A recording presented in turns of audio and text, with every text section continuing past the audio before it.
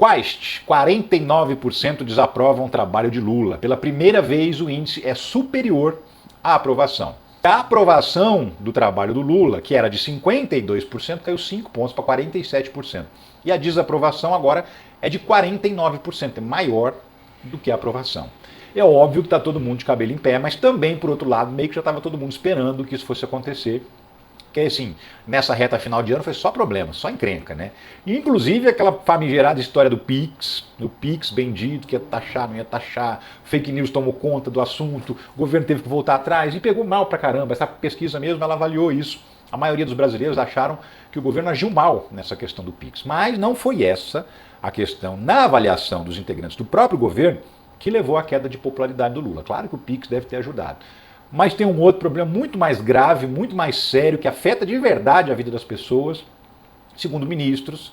Esse é o motivo real da queda de popularidade do governo Lula. Qual é? O preço dos alimentos no mercado subiu nos últimos 30 dias para 83% dos entrevistados.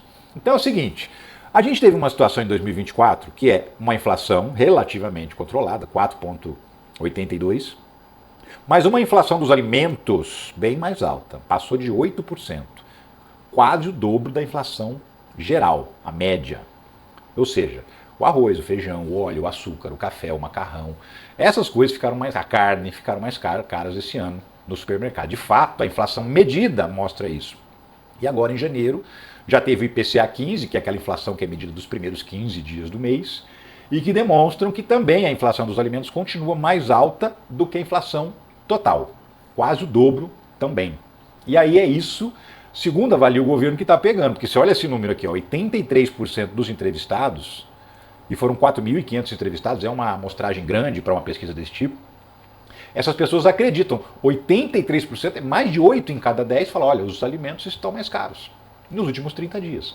Então, é isso, é o supermercado que está pegando, principalmente para o brasileiro mais pobre. Quando você vai olhar os detalhes da pesquisa, elas mostram isso, que a população mais pobre, as mulheres, apresentaram uma queda maior na aprovação do governo Lula. E é logo aquelas pessoas que se preocupam justamente com o preço da alimentação, né, com os cuidados com a família. Os mais pobres gastam a maior parte do que ganham com alimentação. Então, isso tudo tem afetado a popularidade do governo Lula. A inflação está mais controlada, não está subindo como estava no período da pandemia, caiu bastante em relação àquele período, porém os alimentos não voltaram a cair de preço desde aquela época. Eles subiram e permanecem altos. Eles só pararam de subir no mesmo ritmo, mas eles continuam subindo e permanecem altos. E esse é o grande problema que o governo tem que resolver, baixar o preço da comida.